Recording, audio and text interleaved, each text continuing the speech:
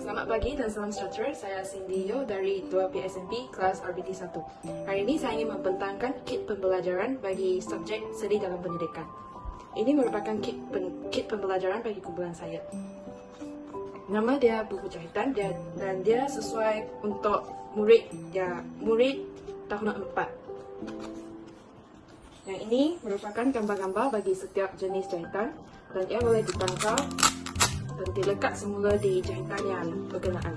Contohnya ini merupakan jahitan jelujo. Kita boleh buka sampai muka surat jahitan jelujo dan tampal di sini. Jahitan yang pertama ialah jahitan insan pari. Di sini merupakan kegunaan bagi jahitan insan pari. Seterusnya ialah rangka-rangka untuk menjahit jahitan insan pari. Dan ini saya telah menyediakan satu jarum dan juga benang. Pertama sekali masuk ke lubang A, lepas tu keluar, lepas tu masukkan jarum saya ke lubang B, tarik dari belakang, lepas tu masuk lagi ke lubang C, masuk lagi ke lubang D. Jarum dan benang ini boleh ditanggal untuk memudahkan murid-murid mencuba berbagai jenis jahitan. Setiap jenis jahitan saya ada labelkan huruf-huruf dan juga nombor bagi urutan menjahit setiap jenis jahitan. Seterusnya adalah jahitan kia, sama juga ada kegunaan bagi jahitan kia dan juga langkah-langkah. Seterusnya adalah jahitan silang pangkah.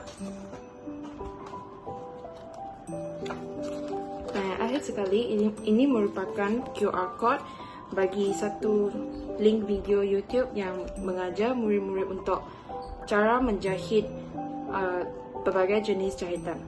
Kit pembelajaran ini dia dapat meningkatkan pemahaman murid terhadap tajuk-tajuk yang ingin diajar oleh guru dengan lebih baik semasa proses PDB berlangsung di dalam bilik belajar. Dan ia juga dapat menarik minat dan merangsangkan keinginan murid untuk mengetahui topik-topik ini dengan lebih mendalam. Seterusnya, ia juga dapat menjadikan proses PDB di dalam bilik belajar lebih menarik dan tidak bosan seperti membaca buku teks saja. Ia juga merupakan satu cara untuk menampung perbezaan individu. Sebab setiap murid adalah berbeza antara satu sama lain. Contohnya ada murid yang gaya pembelajaran yang bersifat kinestetik dan dia memerlukan banyak aktiviti hands-on. So, kit pembelajaran ini sangat sesuai kepada golongan murid ini sebab mereka dapat mempelajari sesuatu melalui aktiviti hands-on. Contohnya seperti menjahit jenis-jenis jahitan. Kit ini dia juga telah mengaplikasikan strategi perpustakaan murid di mana murid akan menggunakan kit pembelajaran ini dalam proses pembelajaran mereka.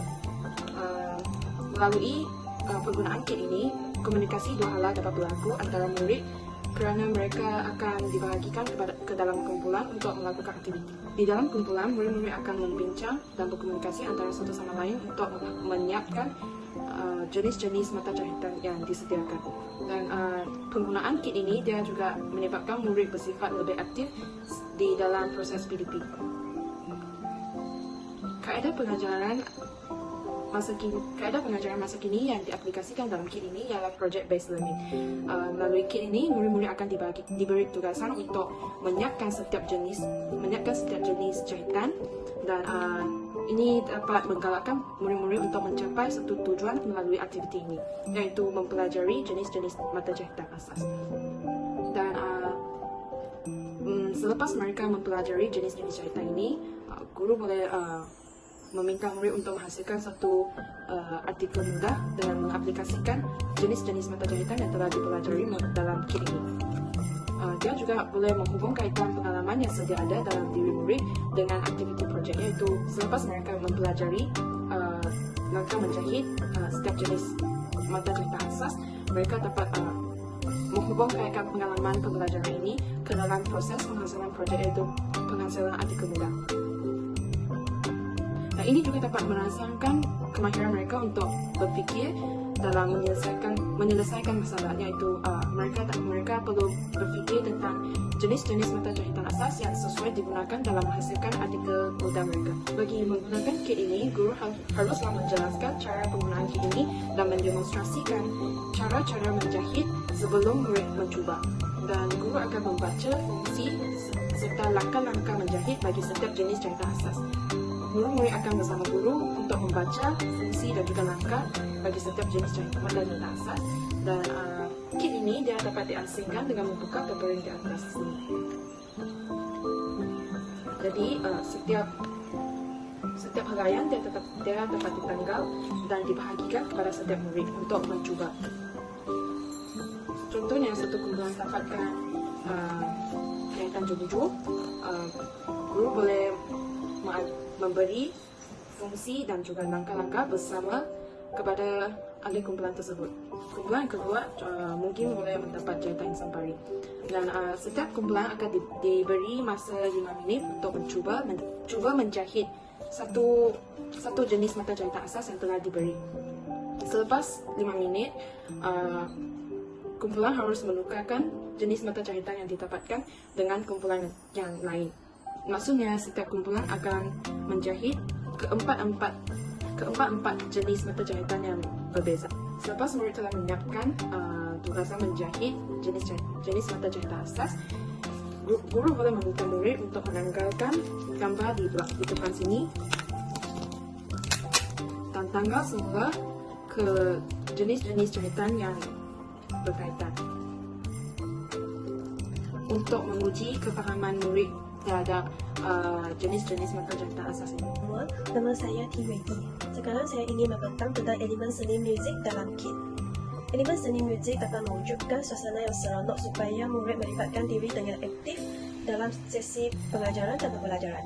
Elemen seni muzik mampu mempertingkatkan berbagai aspek perkembangan dan kemahiran kanak-kanak. Melalui muzik atau nyanyian, nilai yang positif dalam kanak-kanak dapat dipupuk. Contohnya, semangat, berusaha dan yakin diri murid dapat dipupuk. Muzik adalah salah satu daripada kecerdasan yang disenaraikan oleh Harvard Gardner sebagai kecerdasan yang boleh dikembangkan potensinya dan juga boleh digunakan untuk merangsang perkembangan kecerdasan lain. Berdasarkan kecerdasan muzik yang dikupas dalam teori kecerdasan berbagai, penggunaan muzik dalam sesi PTP dipilih kerana pengaruhnya yang besar kepada golongan pelajar. Hal ini dikatakan kerana melihat senario hari ini, mendengar muzik atau menyanyi menjadi pilihan utama sebagai aktiviti hiburan kepada golongan remaja ataupun pelajar. Pada masa kini, para guru juga suka untuk mengaplikasikan elemen seni muzik ke dalam sesi pengajaran dan pembelajaran kerana suasana di dalam kelas akan lebih positif dan ia berguna untuk tujuan menambah indah sesi PTP bagi meningkatkan minat murid terhadap kemahiran. Penggunaan rangsangan muzik bertujuan untuk mengubah suasana PTP agar lebih menarik dan murid boleh belajar sambil berhibur, bertenang dan tidak tertekan. Suasana PTP seperti ini dapat mempraktikkan kecerdasan emosi seorang murid kerana wujudnya interaksi murid antara murid-murid.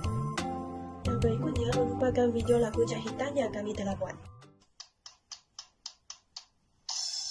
Rasa sayang, hey, rasa sayang, sayang, hey, hey, hari ini kita belajarkan jahitan.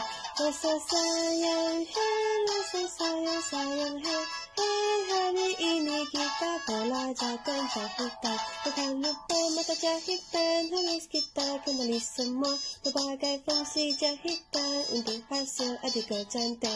Sampari jahitan hiasan guna dalam kemas fabrik, seluju sambungan fabrik juga untuk letakkan keling. Rasa sayang, hey, rasa sayang, sayang, hey, hey, hari ini kita belajarkan jahitan. Rasa sayang, hey, rasa sayang, sayang, hey, hey, hari ini kita belajarkan jahitan. Kiat ganti jahitan mesin, lepek kuku terlihat kemas, silam pangkal jahit lapik, jahitan pengemas tepi kain. Lagu jahitan ini menggunakan nama-nama jahitan asas dan fungsinya untuk menjadi lirik muzik. Lagu jahitan ini dapat membantu murid untuk lebih memahami tentang isi kandungan pembelajaran. Seterusnya, kaedah pengajaran masa kini yang kami gunakan ialah Flip Classroom. Flip Classroom merupakan model pendekatan pengajaran yang mengalihkan masa kuliah di dalam kelas kepada kuliah melalui video di luar kelas. Maka waktu kelas digunakan sepenuhnya untuk aktiviti kolaborasi dan pengukuhan kepada pelajar secara individu. Kaedah ini adalah satu bentuk gabungan strategi pengajaran yang banyak memanfaatkan teknologi. Terdapat banyak kelebihan menggunakan kaedah Flip Classroom. Antara kelebihannya termasuklah menggalakkan murid untuk berinteraksi dan berkolaborasi sesama rakan. Seterusnya, menggalakkan pelibatan murid yang lebih aktif dan pembelajaran akan lebih berpusat, bukan hanya mengajar sahaja. Kaedah pengajaran ini juga menggalakkan independent learning. Kelebihan yang seterusnya adalah meningkatkan keupayaan murid untuk bekerja secara individu. Kaedah Flip Classroom ini bertujuan untuk membolehkan murid mengetahui bahawa apa yang kami akan belajar di dalam kelas ataupun apa yang mereka akan belajar. Sebagai contoh, kami akan menjalankan kelas jahitan. Pada sehari sebelum kelas, saya akan uploadkan video lagu jahitan yang kami telah buat itu di aplikasi YouTube ataupun Google Classroom dan meminta murid untuk menonton video itu dan mendengar lagu jahitan. Lagu tersebut mengandungi nama-nama jahitan asas dan fungsinya.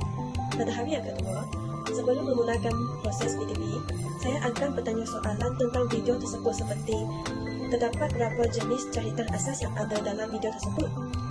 Ini adalah untuk membantu murid mengimbas kembali video yang mereka telah menonton semalam. Murid-murid juga boleh mengemukakan soalan tentang jenis-jenis jahitan ataupun fungsinya jika mempunyai apa-apa yang tidak faham. Selepas ini, saya baru memulakan PDB saya berkaitan dengan topik jahitan. Selamat pagi kepada Encik Suko, Prabuah Anida. Nama saya Ben Chelsea dari APD 1. Pada hari ini, saya akan membentangkan kit persembahan kuis. Saya telah memaparkan QR Code bagi kuis jahitan pada slide PowerPoint. Menurut buku panduan guru, belajar melalui bermain seperti kuis adalah satu pendekatan yang merancang dan bersokong bagi memberi peluang kepada murid belajar dalam suasana yang bebas, selamat, menggembirakan dan bermakna. Saya telah menggunakan Wordwalk untuk membuat kuis. Saya telah menghasilkan beberapa jenis kuis. Soalan kuis adalah sama, tetapi cara main dia ada sedikit berbeza. Cara main kuis yang pertama ialah kuis tersebut mempunyai jawaban pilihan A, B, C atau D. Cara main yang kedua ialah kapal terbang, yaitu menggunakan keyboard untuk menggerakkan kapal terbang untuk mencari jawaban yang sama. Kuis ini mengandungi 10 soalan yang berkaitan dengan jahitan, termasuk jenis-jenis jahitan asas, fungsi jahitan asas, cara-cara menjahit jahitan asas. Sekarang saya akan menerangkan menu penggunaan kit persembahan kuis. Yang pertama, guru akan menjelaskan cara penggunaan kit ini dan membuat demonstrasi sebelum murid mencoba. Yang kedua, setiap soalan ini diberikan masa 50 saat untuk menjawab. Yang ketiga, apabila murid menjawab kuis dengan jawaban yang betul, satu soalan akan mendapat 100 markah. Dan masa bagi yang tidak guna dalam menjawab soalan ini juga akan ditambahkan ke dalam markah. Selepas siap menjawab 10 soalan, ia akan menambahkan jumlah markah yang telah diperolehi. Yang kelima, selepas selesaikan 10 soalan kuis, murid-murid harus tuliskan nama sendiri. Ini akan memudahkan guru dan murid untuk menyimak siapa yang mendapat markah berapa. Yang keenam, sesiapa yang mendapat markah yang paling tinggi akan menjadi johan.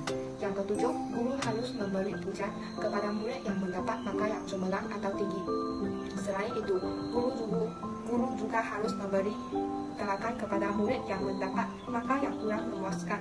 Sekarang saya akan memaparkan satu video tentang saya membuat demonstrasi cara bermain kuis ini. Seterusnya, saya akan membuat demonstrasi cara bermain kuis. Ini merupakan kuis jahitan yang telah saya buat. Sekarang saya akan memulakan kuis ini. Dalam kuis ini terdapat grafik yang berwarna-warni serta grafik yang boleh bergerak. Ini dapat menarik minat murid-murid dalam membuat kuis ini. Seterusnya terdapat muzik semasa menjawab kuis ini. Ini membolehkan murid-murid berasa seronok kerana mereka boleh sambil bermain kuis sambil mendengar muzik. Seterusnya kuis ini akan menghabiskan masa sebanyak 50 saat bagi setiap soalan. Terdapat 4 pilihan jawapan membolehkan murid-murid pilih. Ini dapat menguji tahap pemahaman dan tahap penguasaan murid-murid. Sekarang saya akan cuba menjawab soalan ini. Apabila menjawab dengan betul, dia akan mengatakan sumber betul. Lalu akan menambah markah serta menambah bonus markah. Terus soalan 2.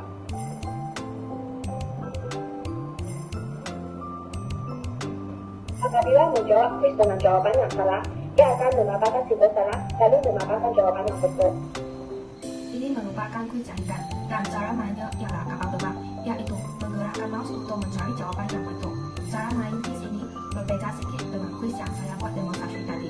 Kuis yang saya buat demonstrasi tadi ialah terdapat 4 pilihan jawaban dalam kuis tersebut, yaitu A, B, C atau D, dan pilih satu jawaban daripada kuis. Seterusnya saya akan membuat demonstrasi cara bermain kuis ini. Yang pertama tekan bola dan menggerakkan mouse untuk mencari jawaban yang betul. Jika menjawab dengan jawaban yang betul, ia akan memaparkan simbol betul. Seterusnya soalan kedua, menggerakkan mouse untuk mencari jawaban. Seterusnya soalan ketiga, apabila menjawab dengan jawaban yang salah, ia akan memaparkan simbol salah. Kuis ini mempunyai seni visual, seni musik, dan seni pergerakan. Yang pertama, seni visual. Kuis ini mempunyai grafik yang berwarna-warni dan grafik yang menarik. Ini dapat menambah minat murid untuk bermain kuis. Seterusnya, kuis ini mempunyai seni musik, yaitu kuis ini mempunyai musik semasa murid menjawab kuis. Ini membolehkan murid berasa seru kerana murid sambil bermain sambil mendengar musik. Selain itu, apabila murid menjawab kuis dengan jawaban yang betul, ia akan mengeluarkan suara tefeng. Ini bermaksud murid menjawab kuis dengan jawaban yang betul. Yang ketiga, seni pergerakan. Kuis ini mempunyai grafik yang boleh bergerak. Murid boleh bergerak untuk memilih jawapan yang betul. Ini dapat menguji tahap kefahaman dan tahap penguasaan murid-murid. Selepas menjawab kuis, murid dapat melihat markah mereka melalui kedudukan yang dipaparkan pada skrin. Hal ini secara tidak langsung dapat mewujudkan suasana persaingan yang sehat dalam kalangan murid melalui bermain secara interaktif. Bukan itu sahaja, kuis ini juga mampu mewujudkan suasana PDP yang menyeronokkan dan mendisiplinkan murid dari segi peruntukan masa untuk menjawab setiap soalan.